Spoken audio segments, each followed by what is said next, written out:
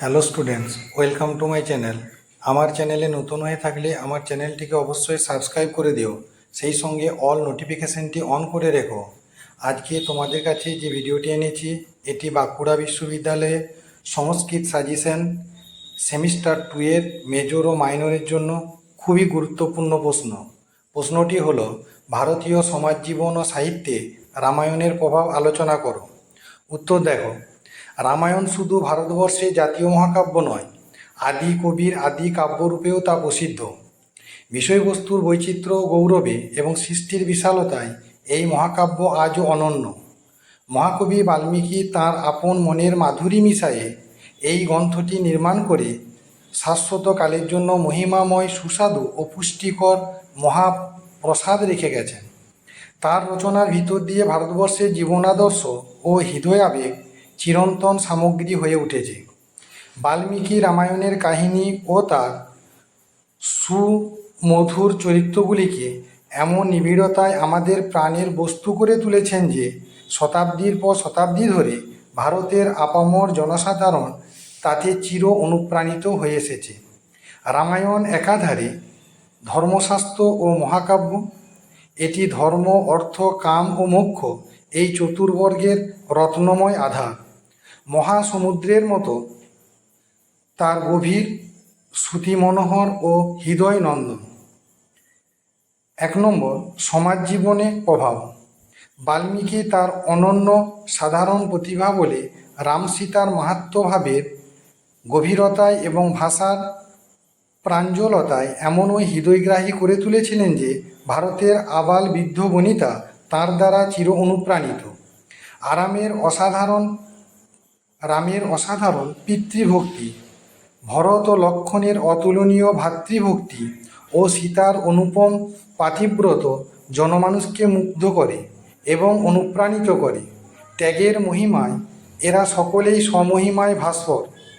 ক্ষমা, ত্যাগ, সত্য, সহিষ্ণুতা, প্রজা বাৎসল্যতা ও দীপ্ত পুরস্কার এর অনন্ত বিগ্রহ বা জ্বলন্ত বিগ্রহ রামচন্দ্র। সতীকুল শিরোমণি সীতা অরমণীকুলের রত্নস্বরূপা। দশরথ ও কৌশল্যার মধ্যে আমরা স্নেহ কাতর পিতামাতাকে পাই।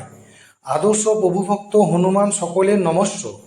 রামায়ণ যত না যুদ্ধকে আশ্রয় করে তার চেয়েও বেশি রাম সীতার দাম্পত্য প্রেমকে উজ্জ্বল করে দেখিয়েছে। ভারতীয়দের গার্হস্থ্য জীবন যে কত উচ্চস্থানে ছিল তা এই মহাকাব্য প্রমাণ করেছে। 2 নম্বর, সাহিত্য প্রভাব। রামায়ণ মৃত্যুঞ্জয়ী মহাকাব্য। অখিল ভারতীয় কাব্য ও সাহিত্যের উৎস এই রামায়ণ মহাকাব্য। তার বর্ণনা হলো: 1 নম্বর, সংস্কৃত সাহিত্য।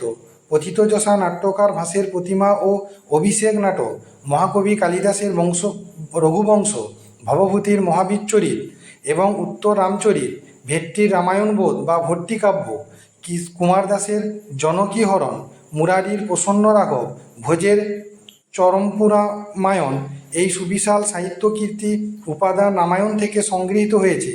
এছাড়া আধ্যাত্ম রামায়ণ, অদ্ভুত রামায়ণ, যোগ বাশিষ্ঠ রামায়ণ, মহাভারত, ভাগবত এবং আধুনিক কালের শ্রীজির ন্যায় তীর্থের কাব্য ও নাটক, শ্রী নিত্যানন্দ স্মৃতিতীর্থের নাটকে রামায়ণের প্রভাব লক্ষণীয়। 2 নম্বর, প্রাদেশিক সাহিত্য। প্রাদেশিক সাহিত্যে রামায়ণের প্রভাব লক্ষ্য করা যায়। কৃত্তিবাসের রামায়ণ, হিন্দিতে তুলসীদাসের রামচরিতমানস, নেপালিতে ভানু ভক্তের নেপালি রামায়ণ, কানাডা ভাষায় তোরবের রামায়ণ, অসমীয়া ভাষায় মাধব কুণ্ডলীর রামায়ণ প্রভৃতি উল্লেখযোগ্য। 3 নম্বর, আধুনিক বাংলা সাহিত্যে প্রভাব। বাংলা ভাষা সাহিত্যে রামায়ণের প্রভাব অপরিসীম। বাংলা ভাষার প্রথম রামায়ণ রচিত হয় সম্ভবত সপ্তদশ শতাব্দীতে। কৃত্তিবাস ওঝা বিরচিত রামায়ণ পাঁচালী বাল্মীকির রামায়ণকে অবলম্বন করে। এছাড়া অদ্ভুত আচার্য রচিত অদ্ভুত রামায়ণ, রামশঙ্করের রামায়ণ, দ্বিলক্ষণ রচিত শিবরামের যুদ্ধ, প্রথম বাঙালি মহিলা কবি চন্দ্রাবতী রচিত রামায়ণ বিশেষভাবে উল্লেখযোগ্য। রঘুনন্দন গোস্বামী, রামানন্দ ঘোষ, জগৎ রাম প্রসাদ প্রমুখ অনেক রামায়ণ অবলম্বনে কাব্য রচনা করে খ্যাতিলাভ করেছেন। কালীপ্রসন্ন সিংহ, রাজশেখর বসু, দীনেশচন্দ্র সেন প্রমুখ রামায়ণের অনুবাদ করেছেন। এছাড়াও মনমোহন বসু রামাভিষেক, লক্ষণ বর্জন, ব্রজমোহন রায়ের রামাভিষেক, গিরিশচন্দ্রের সীতাহরণ, রাবণবধ, লক্ষণ বর্জন, দ্বিজেন্দ্রলাল রায়ের পাষাণী সীতা, এছাড়া বাল্মীকি রামায়ণের প্রভাব লক্ষ্য করা যায়। 4 নম্বর, ঐতিহাসিক মূল্য। রামায়ণ মহাকাব্যের অন্তরালে কিছু ঐতিহাসিক সত্য লুকিয়ে আছে। এই রূপকাব্য থেকে জানা যায় সুদূর দক্ষিণ পর্যন্ত আর্য সভ্যতা বিস্তার লাভ করেছিল। আর্যদের সঙ্গে সঙ্গে রাক্ষস সভ্যতা এবং মানব সভ্যতা বিস্তৃত ছিল। আর কৃষি যে আর্যদের মূল সভ্যতা তা সীতা শব্দের মধ্যে পায়। এই কৃষিভিত্তিক সভ্যতা দক্ষিণ ভারত পর্যন্ত বিস্তার লাভ করে। এই কথা পাশ্চাত্য পণ্ডিত ওয়েবার ও ইয়াকোবি স্বীকার করেন। ভারতের সমাজ, সাহিত্য, দর্শন, রাষ্ট্র, ধর্ম সর্বত্রই রামায়ণের অসীম প্রভাব লক্ষ্য করা যায়।